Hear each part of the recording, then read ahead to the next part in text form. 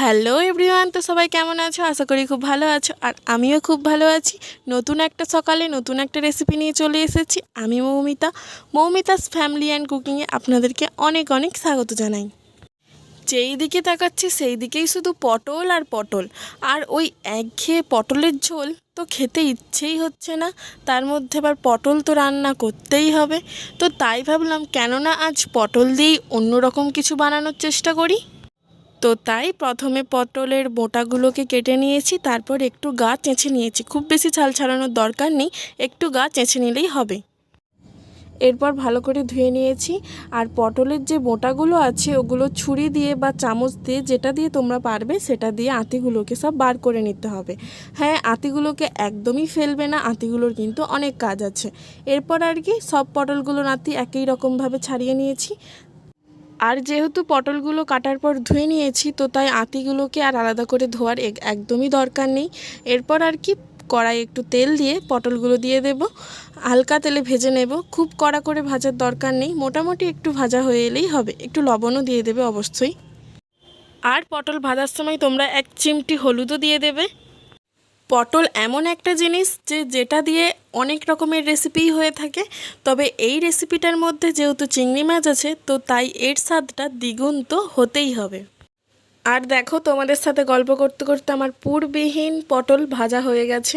তো এরপর এটা একটা পাত্রের মধ্যে রেখে দেব। কড়াইতে আরও একটু সরষের তেল দিয়ে দেব, আর দেব পেঁয়াজ।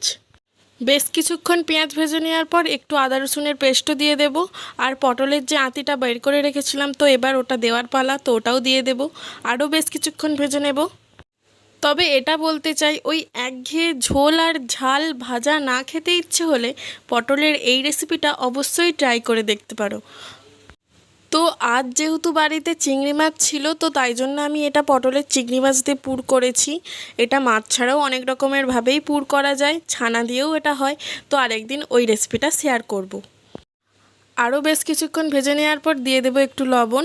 যেহেতু এগুলো ভালো করেই ভাজা হয়ে এসেছে, তো তাই জন্য এগুলো একটু সাইড করে মাঝখানে আরও একটু তেল দিয়ে চিংড়ি মাছগুলো দিয়ে দেবো। যেহেতু চিংড়ি মাছগুলো অনেকগুলোই বড় বড়, তো তাই জন্য ছুরি দিয়ে আমি একটু ছোটো ছোটো করে কেটেও নিয়েছি। এরপর আর কি চিংড়ি মাছগুলো ভালো করে ভেজে নেওয়ার অপেক্ষা। কিছুক্ষণের মধ্যেই চিংড়ি মাছটাও ভালো করে ভাজা হয়ে যাবে। আর ওতে দেবো টমেটো কুচি। টমেটো কুচি দেওয়ার পর আরও বেশ কিছুক্ষণ ভেজে নেব। আর ওতে কিছু মশলাও দেব, যেমন ধনে গুঁড়ো, জিরে গুঁড়ো, গোলমরিচ গুঁড়ো আর একটু লঙ্কার গুঁড়ো। সব রকমের গুঁড়ো মশলা দেওয়ার পর আরও বেশ কিছুক্ষণ ভেজে নেওয়ার পর পুরটা তুলে নেব। পুরটা দেখতে এত লোভনীয় হয়েছিল যে মনে হচ্ছিল পটলের ভেতরে আর না দিয়ে এমনিই খেয়ে নিই। হ্যাঁ, অবশ্যই এটা এমনিও খাওয়া যেতেই পারে।